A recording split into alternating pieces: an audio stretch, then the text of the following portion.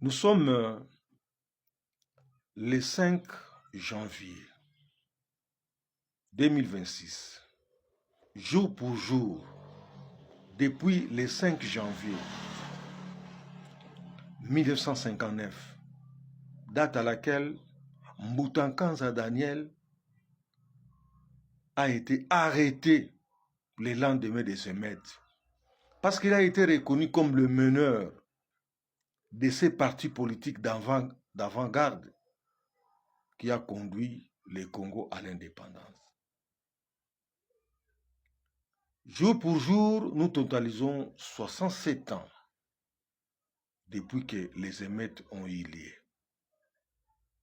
Mais on refuse de reconnaître ceux qui se sont sacrifiés pour que ces émeutes aient lieu et que les colonisateurs puissent finalement avoir paix et donner l'indépendance au Congo. Je vous rappelle que le 5 janvier, il y a des gens qui étaient aussi à côté de Mbutankanza Daniel, mais qui ont finalement fui. Certains se sont retrouvés plus loin là vers Kimwenza, et beaucoup n'ont pas supporté d'être arrêtés. Mais Mbutankanza Daniel est resté chez lui. On est venu l'arrêter. Il a bien dit aux militaires de la force publique coloniale qui est venu l'arrêter, qui attendait, je vais me laver et on va partir. Mbutankanza Daniel était parmi les 3 arrêtés qui ont été incarcérés et qui étaient au cachot. Ils sont devenus libres dans l'avion qui les conduisait à Bruxelles. Ils étaient à 3, Mbutankanza Daniel, le président Kasavubu et Simon Nzezanlandu. Ils étaient là. On leur a proposé ce qu'il fallait. Si c'était les politiciens d'aujourd'hui, le Congo n'allait pas avoir son indépendance. Parce qu'ils ont refusé toute corruption. On leur a donné de l'argent, des vêtements, des véhicules. Ils ont refusé. Ils ont bien dit qu'il fallait donner à tous les Congolais ce que vous êtes en train de nous donner. Mais comment on n'arrive pas à reconnaître ces gens-là, que ce sont eux les vrais héros de l'indépendance? Et lorsque Mbutankanza est rentré de Bruxelles après avoir décroché l'indépendance, il a bien dit, comme vous ne voulez pas me reconnaître ce que moi j'ai fait pour que le Congo ait son indépendance, le Congo sera embrouillé. Mais l'embrouillement que nous sommes en train de voir, c'est parce que les autorités ne veulent pas reconnaître ceux qui étaient vraiment au four et au moulin. On veut seulement reconnaître ceux qui ont volé la vedette à ceux qui ont réellement lutté pour l'indépendance du Congo. C'est pitié. Nous allons nous attendre à ce que l'histoire finisse par être rebâtie. Mbutankanza Daniel sera reconnu. L'indépendance du Congo était venue de loin. Vous savez comment les Bakongo se sont regroupés? Le livre que Mbuta Daniel Kanza avait écrit et qui a fait tabac à Léopold de Ville, le livre qui s'intitulait Les chefs des enfants.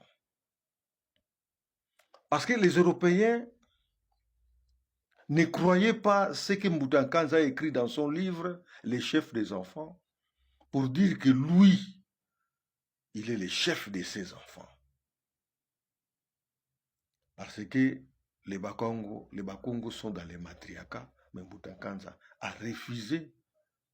Parce qu'il racontait une histoire, il était à l'Issala, dans la force publique, où il était devant l'hôpital.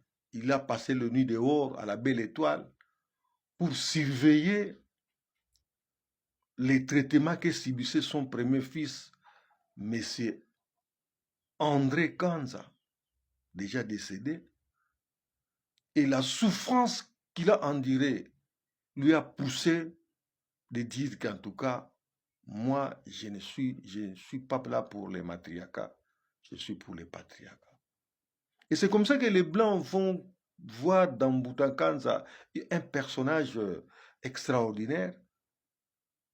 Ils ont commencé à s'intéresser à lui et les réunions de la Bakongo, disons, ont commencé à se passer au centre culturel belge.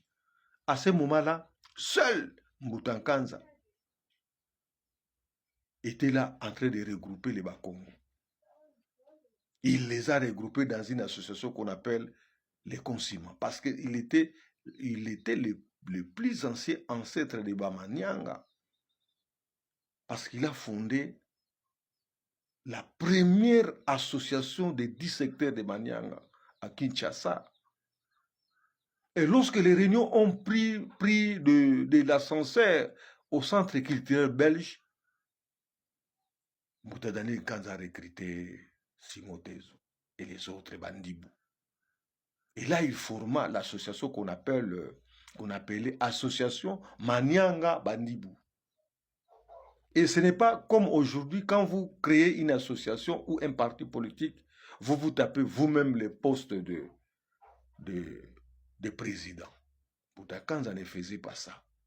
Parce qu'il savait que pour attirer les Bandibou de venir se regrouper, il a fallu mettre quelqu'un de Mundibou comme président pour lui permettre d'atteindre cet objectif. Simotezo était le président de l'association Manyanga Bandibou. Et une année après, il a rencontré Nzenzalandu sur l'avenue du commerce à Kinshasa. Il lui a dit, mais toi, tu es un intellectuel, pourquoi ne viens-tu pas aux réunions de Bakongo qui se tiennent au centre culturel belge? Et Nzenzalandu a commencé à flirter avec Mbutankanza. Ce sont des choses vérifiables. Si vous allez au centre culturel belge, vous faites des recherches, on va vous brandir les documents. Et c'est comme ça que Nzenzalandu a joint Mbutankanza, qui avait l'objectif de regrouper les Bakongo afin de combattre les colonialistes. Et enfin, à ce moment-là, les Bayombe ne venaient pas encore dans l'association qui avait l'objectif de regrouper les Bakongo. C'est pourquoi il y a eu débat entre les Bantando, qui ont venu avec les vocables Abako, et Mbuta Daniel Kanza, qui leur a dit qu'en tout cas, si vous voulez que ça soit une association de Bakongo, il faut tirer un Mouyombe du bas-fleuve, qui soit président, bien sûr, selon notre méthodologie, pour arriver à tirer les Bayombe dans la Bako. Et c'était un grand débat. On se souviendra au vote quand il y ait pour élire le président Kasavubu, président de la Bako, c'est encore Mbutankanza qui va se tenir dans la salle en train de souffler les membres votants de la Bako pour qu'ils votent pour Kasavubu comme président. Alors que Kasavubu, à ce moment-là, il n'était pas encore abakiste.